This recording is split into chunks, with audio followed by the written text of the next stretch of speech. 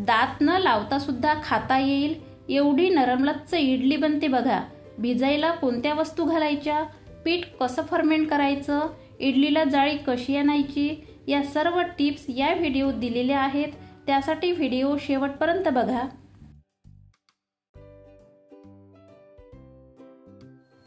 सगळ्यात अगोदर काय करायचं, येथे मी 3 वाट्या राशनचे तांदूळ घेतले बघा।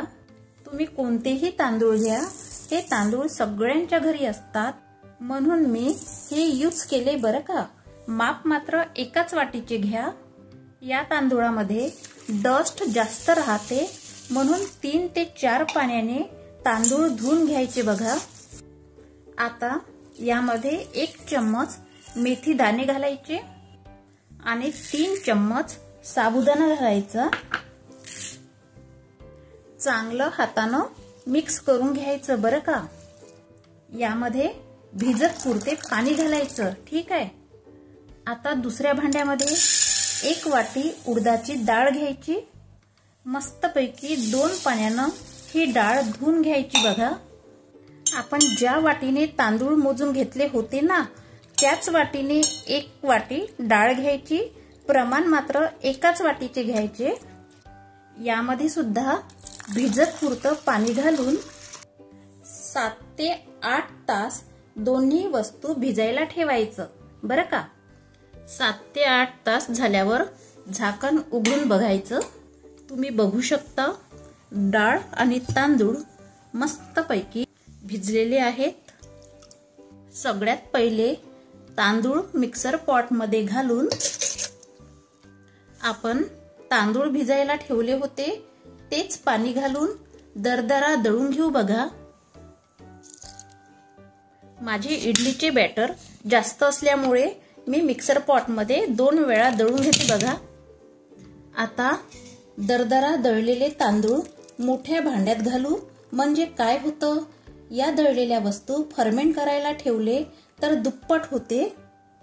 बघून घ्या, तांदूळाची एकदम न पेस्ट होत नाही, त्याच्यामुळे थोडी दरदराच पेस्ट ठेवायची। आता काय करायचं, पोहे घ्यायचे। पोह्याला चांगलं मस्त धुवून घ्यायचं। आपण तांदूळ बारीक केले होते ना, त्याच पॉट मध्ये पोहे घालायचे। पोहे ना तुम्ही जमे तोपर्यंत पातळच घ्या। आता याच पोह्यामध्ये उडदाची डाळ घालून दळून घेऊ बघा। तुम्ही बघू शकता मस्त बारीक झाली आहे ना। आता या डाळीची पेस्ट या तांदूळाच्या पेस्ट मध्ये घालूया। आपलं बॅटर बघा किती घट्ट झालेलं आहे। आता काय करायचं, या पॉट मध्ये थोडेसे पाणी घालून पॉट विसळून घ्यायचं, म्हणजे आपलं पॉटही क्लीन होते आणि मेन म्हणजे आपलं वाया अजिबात जात नाही। आता काय करायचं बघा, चांगले फेटून घ्यायचे। याने काय होते माहित आहे का, पीठ हलकं फुलकं होतं। आता पीठ बघा आपलं किती मस्त भारी दिसते ना। आता मस्त यावर झाकण ठेवून रात्रभर म्हणजे 7 ते 8 तास पीठ असंच ठेवायचं। येथे ना रात्रभर बॅटर आपण फर्मेंटसाठी ठेवले होते। आता तुम्ही बघू शकता आपले बॅटर अगोदर किती होते आणि आता फुगून किती झाले। आता काय करायचं बघा, यामध्ये चवीपुरते मीठ घालून मिक्स करायचं बघा आणि अर्धा चम्मच खाण्याचा सोडा घालायचा। याला मस्त मिक्स करून घ्यायचं।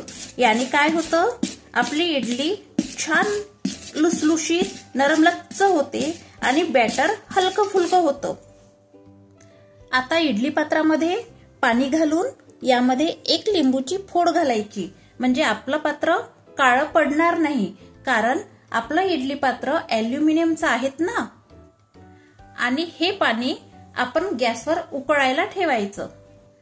आता या पात्राला तेल लावून घ्यायचं। पाणी बघा आपले गरम झालेले आहे। यामध्ये अगोदर छोटं पात्र ठेवायचं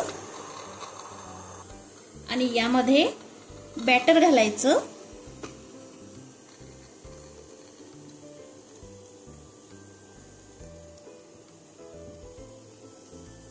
आता दुसरं पात्र ठेवायचं। यावर सुद्धा आपण बॅटर घालायचे. असेच बॅटर तिसऱ्या पात्रात घालायचे, चौथ्या पात्रात घालायचे. आता यावर झाकण ठेवून इडली 15 मिनिट वाफून घ्यायची. ठीक आहे. आता 15 मिनिट झाले की झाकण उघडून पात्र सांशेने काढून घ्यायचं आणि इडल्या थोडा वेळ थंड होऊ द्यायच्या. इडलीला जाळी बघा किती मस्त आलेली आहे. आता सर्व इडल्या आपण चम्मचने काढून घेऊया.